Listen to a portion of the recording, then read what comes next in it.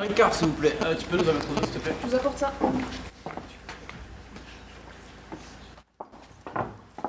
Et un verre d'eau, s'il vous plaît.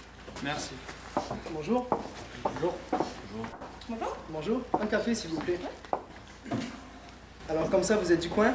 Du Pardi, nous sommes agriculteurs sur la commune de Marchastel. D'accord. Ben moi, en fait, je suis parisien et je suis en vacances ici pour 2 semaines et je suis venu pour pêcher parce que c'est ma passion. Et je voulais vous demander, vous connaissez pas par hasard un petit coin sympa où aller? Mais bien sûr, sur le bel, c'est juste à côté, la truite y est bonne. Non, mon pauvre enfant, qu'est-ce que tu racontes? Mais tais-toi donc, on n'aura bientôt plus de poissons.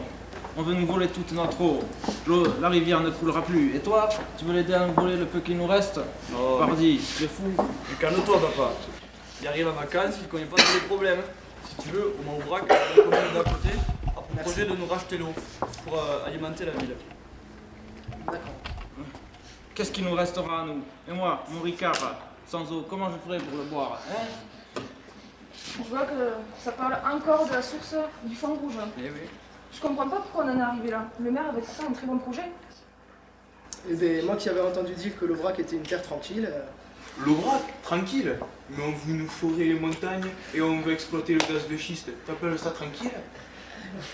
Non mais il y a quand même des études qui ont été faites. Suzanne qui travaille à la DDT, elle peut vous l'expliquer. Mais oui, on est sur un socle basaltique et granitique. C'est impossible de trouver du gaz de schiste.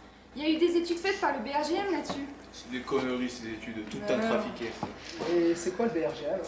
Le bureau de recherche géologique et minière. Oula, mais c'est trop compliqué tout ça. Allez, fiston, viens, on a mieux à faire. Je vais aller voir le maire, va te dire ce que j'en pense. Encore, il faut pas te mettre dans un état pareil, pour si peu. Allez, viens. Bonnes vacances. Merci. Eh, qui rentre chez lui, ce touriste? Mais stop. Arrêtez. Vous comprenez tout là. Il n'est pas question de gaz de schiste. C'est une réelle problématique sur l'eau. La source a, je crois, un débit entre 13 et 15 litres par seconde. Plutôt que de la perdre dans le Besse, le village de Montbrac peut la racheter à la commune de Marchastel. Bien sûr, il a qu'à la racheter. Après, on va vendre l'eau à qui? Midi-Pyrénées, Montpellier et nos générations futures. Elles vont boire quoi? C'est pas tellement un problème de vente de l'eau.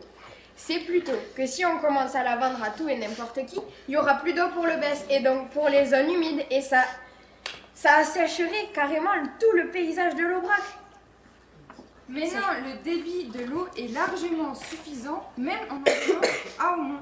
Il y a des études qui ont été faites encore une fois par le BRGM, qui ont été commandées même par l'État, et donc on n'aurait pas besoin de prendre de l'eau sur les zones humides. Mais on ne peut s'y fier, je le redis. On ne peut s'y fier. C'est exact ce que t'as dit. Et je vois pas pourquoi le village ne pourrait pas bénéficier de l'eau de la source. Moi-même, propriétaire d'un gîte sur le chemin de Saint-Jean de Compostelle, à Aumont-Aubrac. Avec mes collègues, on accueille entre 35 000 et 40 000 pèlerins chaque année. Vous vous rendez compte? Et les pèlerins qui marchent toute la journée quand ils arrivent, il faut bien qu'ils boivent, il faut bien qu'ils se douchent. Et si on va au Brac, ils meurent de soif, ils iront pas à National, ils iront au Brac. Et vous imaginez l'impact sur le tourisme? Moi, je vais vous faire de la mauvaise pub, hein, avec tous les problèmes que j'entends. À mes amis, je vais leur dire de ne pas venir en vacances ici. Et puis, s'il n'y a plus d'eau, il n'y a plus de poissons. Et déjà que sur le Brac, il n'y a rien à faire. Quand Rodez a pris l'eau sur l'Aubrac, il n'y a pas eu tant de bruit. Oui, mais il y a 30 ans, il y avait 2 fois plus de neige sur l'Aubrac, sauf que maintenant, avec le réchauffement climatique, eh ben, on en est là. Et voilà, il n'avait plus qu'à aller pêcher sur Rodez maintenant. Eh bien, très bien, j'y vais. Au revoir. Allez-y. Au revoir. T'as vu dans quel état tu me l'as mis? Allez pêcher sur Rodez. Mais où est-ce que tu vas chercher ces idées? N'importe quoi. Oui, les emmerdeurs, les caillamars. Les écolos, je te signale que sans les écolos, il n'y aurait plus de tourbières, plus de zones humides, plus d'Aubrac, plus rien, plus de tourisme. T'aurais déjà mis la clé sur le Vous êtes tous des glands. Mais n'importe quoi. Tu sais quoi, je souhaiterais ça. Et je dois combien pour mon métaux?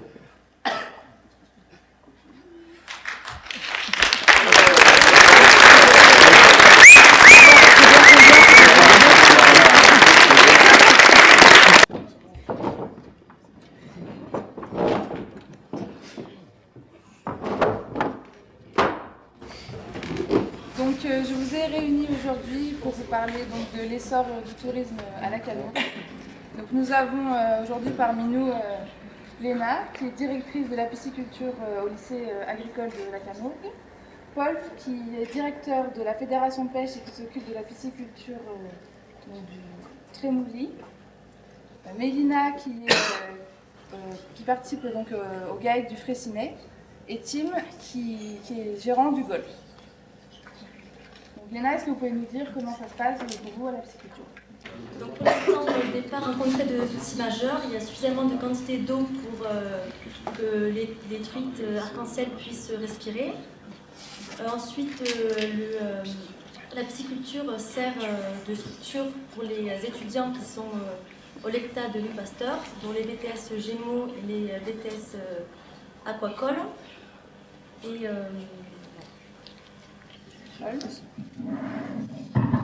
Eh bien écoutez, avec les dernières pluies, j'ai assez de débit pour m'occuper de ma pisciculture. Les 200 litres par seconde sont là.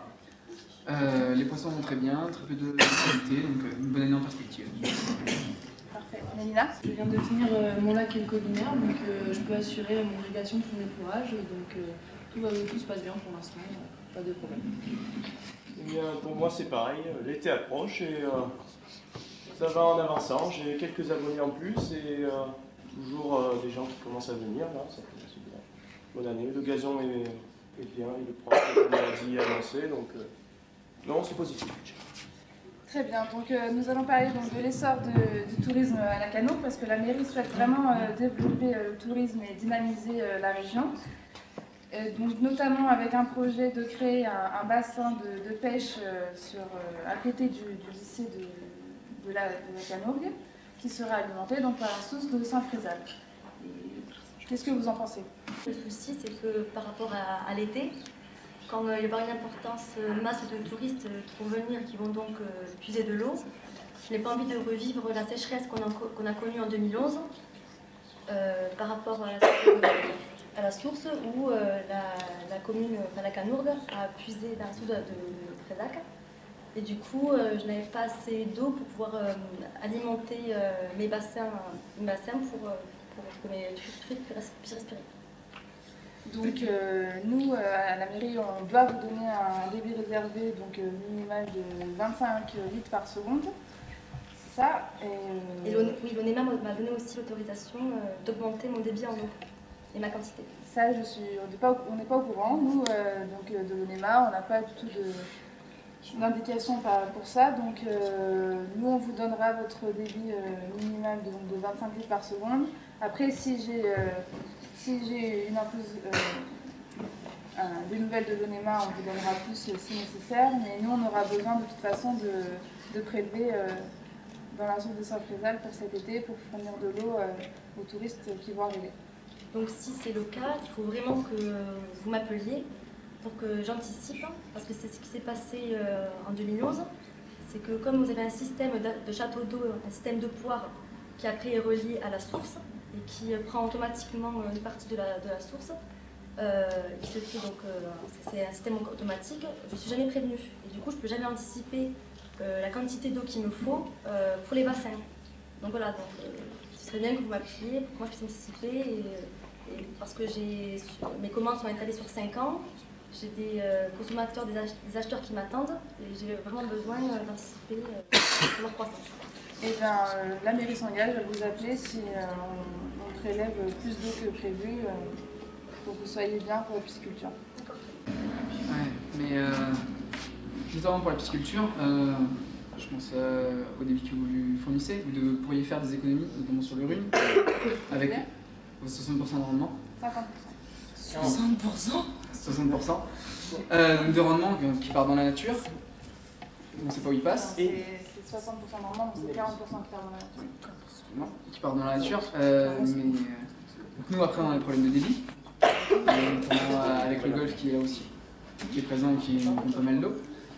Et vos tuyaux qui passent dans la rivière, qui sont tellement insalubres, qui ont des répercussions sur toute la faune, flore aquacole. Nous sommes totalement conscients que nos réseaux d'assainissement et d'eau potable sont vieillissants et qu'il va falloir totalement les réhabiliter. C'est en projet. Il ne manque plus qu'à valider le budget pour débloquer les fonds. Et certes, il est vrai que les regards sont donc dans la rivière et qu'il y a beaucoup de fuites, là-dessus. Mais comme je vous l'ai dit, c'est un projet donc, de rénover entièrement notre réseau d'assainissement et d'eau potable. Voilà, donc ça, les fuites, normalement, seront prises en charge incessamment sous peu. Incessamment sous peu. Parce qu'on a aussi le problème avec le golf. Qui nous prend énormément d'eau. Et notre débit, avec le débit réservé qu'on est censé laisser de 20 litres seconde, c'est pas toujours facile, notamment en été, où on tombe à 90 litres seconde, c'est compliqué. Et votre ressource, enfin, vous savez toute la ressource que vous prenez? Je viens de la prendre en fait. Je vous prends un débit d'eau. Un énorme en plus. Énorme. Vous êtes marrant parce que... pas du tout. Clairement, voyez-vous, je fonctionne sur une source qui est en liaison avec l'urine, mais après qui n'a rien à voir avec son débit, car on peut tirer la quantité d'eau qu'on a besoin. Et je crois qu'à la sortie, ça répercute sur l'urine 5 litres par seconde, qui est quasiment rien. Quasiment rien, mais c'est cependant très important pour nous. Sans parler de la qualité de l'eau que vous détériorez. L'eau que nous on détériore. Oui. On peut revenir sur les événements 2008. On peut y revenir, sur cette crise avec les morts, vous nous avez empêché de continuer notre activité avec les événements que vous avez apportés. Pourquoi construire un golf ici? Attendez, seriez-vous au courant déjà que moi je ne suis pas au bout de ça? Ceux qui ont décidé de faire un golf 18 trous, ce n'est pas moi. C'est la société qui a choisi ça. Moi j'ai postulé pour un golf 18 trous. Vous êtes gérant? Je suis gérant à présent, mais j'étais gérant, le chantier avait déjà commencé. C'est ça que vous ne comprenez pas. Non. Les personnes engagées pour le chantier n'étaient pas compétentes. Je ne sais pas, il y a dû avoir un problème. Maintenant, je suis en procès avec eux, mais moi, je n'ai rien à voir. En tout cas, et en plus, la rivière a été dédommagée, on a donné 4 fois 30 000 € d'amende qu'on a pris, ce qui est tout à fait normal. Mais maintenant, en tout cas, on n'a pas vu la couleur pour la rivière, on n'a pas vu la couleur non plus. Toujours aussi pollué. Sur le moment, c'était horrible. Pourtant, on vous a proposé des solutions, les bassins de rétention, pour le lessivage. Rien n'a été fait. La société vous avez même réussi à finir avec des morts. Je n'avais pas été informé et de plus, la société n'avait pas les moyens. Oui, enfin, excusez-moi, mais vous avez une influence énorme sur ces cours d'eau. Enfin, moi, j'ai trouvé la solution, ma retenue collinaire. Elle me permet d'assurer mon irrigation pour mes fourrages, pour pouvoir nourrir mes bêtes. Donc, je suis désolée, mais moi, vos problèmes, là, je suis désolée, moi, j'ai trouvé la solution. Aucun impact qui est juste en dessous de votre exploitation. J'ai l'ONEMA, la police de l'eau, qui est venue contrôler la qualité de mon eau et qui a fait un différentiel entre l'amont et l'aval. Et elle a constaté que j'avais un taux de nitrate qui faisait que augmenter. Et de plus, mes eaux sont troubles à cause de l'argile que vous déversez dans la source. Je ne déverse pas d'argile dans la source. Enfin, le seul argile que j'ai, c'est pour la retenue pour le lac Collinière. Et je vous l'avoue, j'ai découvert qu'il y avait une petite fuite et c'est peut-être la cause de cette argile présente. Donc, mais vous n'avez aucune preuve que c'est mon argile. Peut-être que ça n'a pas de lien. Combien la fuite approximativement? Qu'est-ce que vous estimez par petit? Alors il y a eu un petit souci lors du chantier. Nous n'avons pas vraiment d'instrument de mesure de quantité d'eau. Mais moi personnellement, je pense estimer à environ 15%. 15%? Et nous on se bat après pour l'or. Mais on essaye, hein. Je vais essayer. On a promis que l'argile était la meilleure solution. L'argile était la meilleure solution. Alors moi j'ai fait confiance, mais voilà. Oui, mais l'argile empêche la respiration de... Les productions franchement, ne pensez pas avoir un impact sur votre travail. Donc maintenant que je le sais, je vais essayer de voir avec ceux qui ont fait le chantier, de comprendre et de réparer cette fuite. Et du coup, si cela vous impacte, j'adore vos poissons, donc du coup, je vais essayer d'y remédier assez rapidement. Merci d'ailleurs de m'en avoir informé dans cette région, parce que je ne suis pas au courant de cet impact. C'est pas que je suis pour ça. Merci. Effectivement, revenons au sujet qui nous intéressait, c'était donc le tourisme et donc son développement. Vous êtes d'accord qu'il faut donc développer ce tourisme pour dynamiser cette région. Après, donc, la mairie s'engage à financer les études d'impact nécessaires pour vraiment évaluer donc les impacts des uns et des autres sur l'eau et sur sa qualité, etc.